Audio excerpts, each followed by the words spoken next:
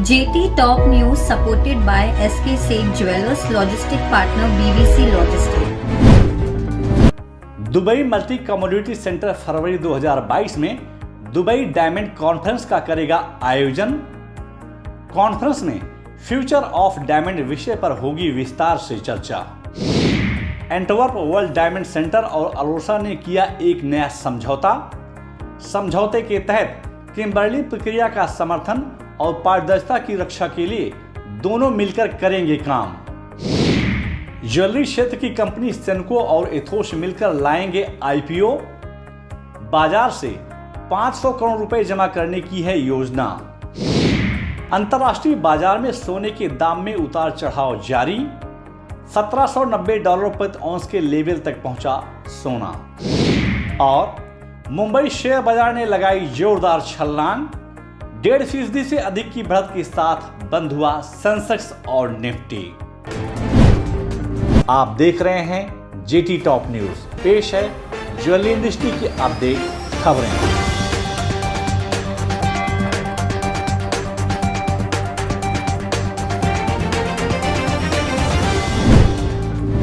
Dubai multi commodity centre आगामी फरवरी 2022 में Dubai diamond conference का आयोजन करने जा रही है। दुबई डायमंड एक्सचेंज के एग्जीक्यूटिव चेयरमैन अहमद बिन सुलेम ने जानकारी देते हुए कहा कि DMCC 21 फरवरी को दुबई के अटलांटिस में डायमंड कॉन्फ्रेंस का आयोजन करने जा रही है। इस कॉन्फ्रेंस में फ्यूचर ऑफ डायमंड विषय पर विस्तार से चर्चा की जाएगी। इस कॉन्फ्रेंस में विश्व भर से 100 से अधिक उद्योगपति हिस्सा लेंगे। एंटवर्प वर्ल्ड डायमंड सेंटर और विश्व की सबसे बड़ी हीरा खनन कंपनी अलोसा ने एक समझौते पत्र पर हस्ताक्षर किया है।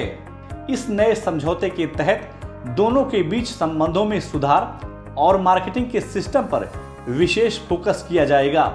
इसके अलावा वर्ल्ड डायमंड सेंटर किम्बर्ली प्रक्रिया के काम का समर्थन और पारदर्शिता की रक्षा के लिए दोनों मिलकर काम करेंगे। ज्वेलरी क्षेत्र की रिटेलर कंपनी सेनको और luxury timepiece retailer Ethos आगामी जनवरी 2022 के पहले सप्ताह में IPO लाने की योजना बना रही हैं। बाजार के सूत्रों से मिली जानकारी के अनुसार सेनको और एथोस बाजार से 500 करोड़ रुपए जमा करने के लिए IPO लाने की दिशा में तेजी से काम कर रही हैं। सूत्रों के अनुसार यह दोनों कंपनियां अपने IPO के लिए इन्वेस्टमेंट बैंक MK ग्लोबल और इनक्रेड कैपिटल के साथ काम कर रही हैं। टाटा समूह की स्वामित्व वाली ज्वेलरी ब्रांड तनिष्क UAE में अपनी शाखाओं का विस्तार कर रही है।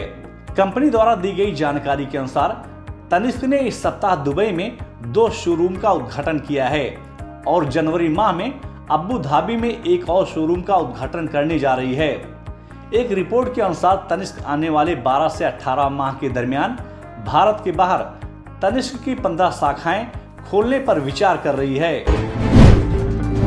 कारोबारी सप्ताह के तीसरे दिन यानी बुधवार को अंतर्राष्ट्रीय बाजार में गोल्ड स्पॉट की कीमत में हलचल देखने को मिली।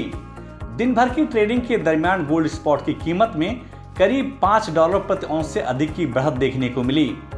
पूरे दिन भर के कारोबार के बीच गोल्ड स्पॉट की कीमत $1790 प्रति औंस के आसपास कारोबार करता दिखा। बाजार विशेषज्ञों के अनुसार आने वाले दिनों में सोने और चांदी के दाम में करेक्शन देखा जा सकता है। अंतर्राष्ट्रीय बाजार के हलचल को देखते हुए मुंबई, दिल्ली, कोलकाता, चेन्नई, कर्नाटका और अहमदाबाद के सराफा बाजार में बुधवार को सोने और चांदी की मांग देखने को मिली।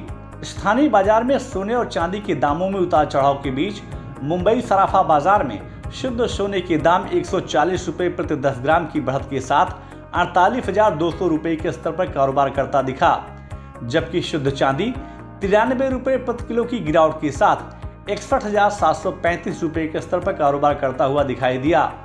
बाजार के जानकारों के अनुसार आने वाले दिनों में स्थानीय बाजार में सोने और चांदी के दाम में बढ़त देखी जा सकती है। बुधवार को मुंबई शेयर बाजार की शुरुआत बढ़त से हुई।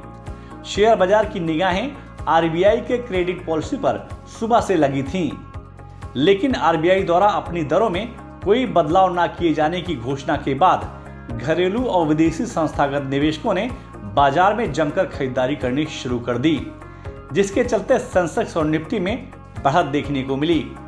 दोपहर बाद अंतर्राष्ट्रीय बाजार से पॉजिटिव खबरों के बीच निवेशकों ने banking, pharma, paints, auto, IT और स्टील सेक्टर के शेयरों में खरीदारी करनी शुरू कर दी, जिसके चलते मुंबई शेयर बाजार 1016 अंकों की भारी बढ़त के साथ 58,649 अंकों पर बंद हुआ। वहीं निफ्टी दिन भर के कारोबार के बीच 293 अंकों की भारी बढ़त के साथ 17,469 अंकों पर बंद हुआ। बाजार विशेषज्ञों के अनुसार इस सप्ताह मुंबई शेयर बाजार में प्रॉफिट बुकिंग देखी जा सकती है। जेटी टॉप न्यूज के इस एपिसोड में बस इतना ही।